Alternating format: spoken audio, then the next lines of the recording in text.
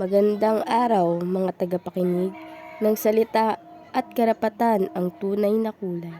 Ako si Lindsay Paner at ako ang inyong magiging gabay sa isang paglalakbay sa mundo ng panitikan kung saan ang bawat kwento ay nagiging bintana sa mga isyu ng karapatang pantao.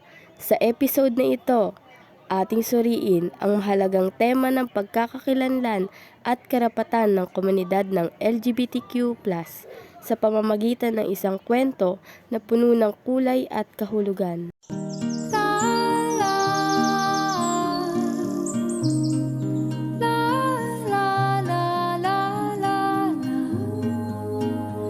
Ngayon, ating babasahin at susuriin ang isang napakagandang akda na pinamagatang Ang Paghahanap ng Kulay ni Ryan Ilaw.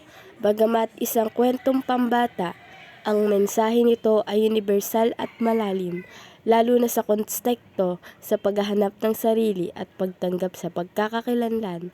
Pinili natin ang akdang ito dahil sa simpleng paraan nito ang paglalarawan sa komplikadong proseso ng pagtuklas sa kung sino ka at ang pagnanais na tanggapin ka ng mundo.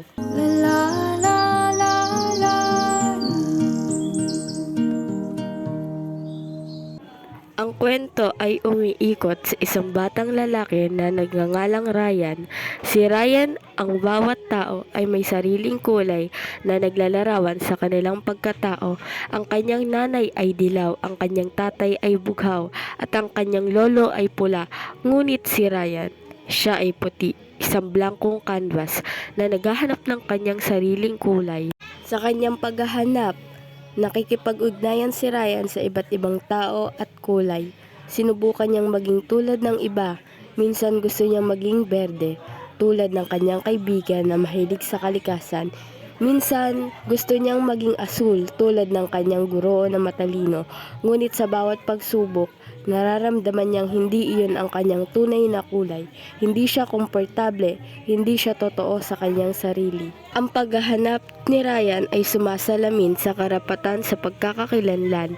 Ang bawat tao ay may karapatang tuklasin at ipahayag ang kanilang tunay na pagkatao, anuman ang kanilang kasarian, sexual at oryentasyon o iba pang katangian na napagbukod tangi sa kanila. Ang paghahanap ng kulay ni Ryan ay isang metapora para sa paghahanap ng sariling identidad, lalo na para sa mga miyembro ng LGBTQ+ na madalas ay nahihirapan sa pagtukoy at pagtanggap sa kanilang sarili sa isang lipunang mayroong mahigpit na pamantayan.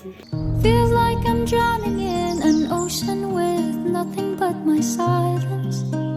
Another crisis I don't think they care about. May isang bahagi sa kwento kung saan nagtatanong si Ryan sa kanyang lolo, "Lolo, paano ko po mahanap ang aking kulay?" Ang sagot ng lolo ay simple ngunit puno ng karunungan. "Huwag mong hanapin ang kulay mo sa iba, Ryan. Hanapin mo ito sa loob ng iyong sarili." Ang siping ito ay nagbibigay diin sa karapatan sa pagpapahayag ng sarili. Hindi tayo dapat maging kopya ng iba. May karapatan tayo na ipakita sa mundo kung sino tayo, nang walang takot o pagtatago.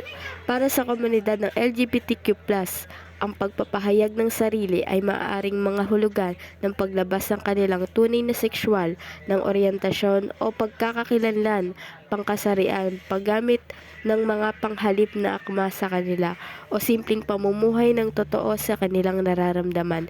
Ito ay isang karapatan na madalas ay ipinagkakait sa kanila na nagdudulot ng pagtatago at pagdurusa. There a reason for where I am now?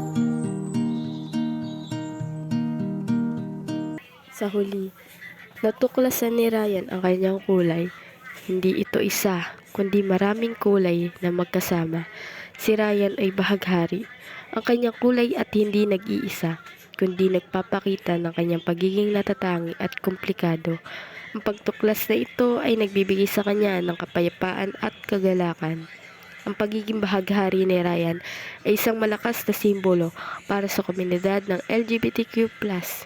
Ang bahaghari ay matagal ng simbolo ng pagkakaisa, pagtanggap at pagkakaiba-iba sa loob ng komunidad. Ang kwento ni Ryan ay nagpapaalala sa atin ng karapatan sa pagtanggap at paggalang.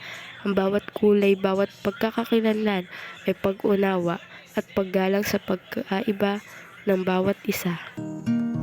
All my ghosts are taking turns to play another round of hunt and seek. Ang paghahanap ng kulay ay hindi lamang isang kwento tungkol sa isang batang naghahanap ng kanyang kulay.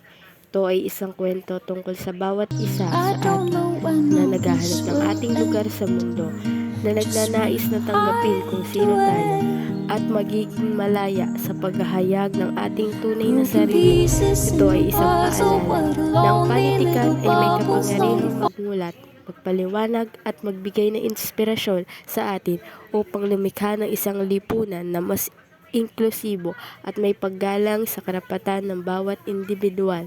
Sana ay nagbigay ng inspirasyon sa inyo ang kwento ni Ryan. Patuloy nating ipaglaban ang karapatan ng bawat isa na hanapin ang kanilang sarili at tanggapin ng may paggalang. La, la, la, la, la, la, la. Maraming salamat sa pakikinig ng salita at karapatan, ang tunay na kulay.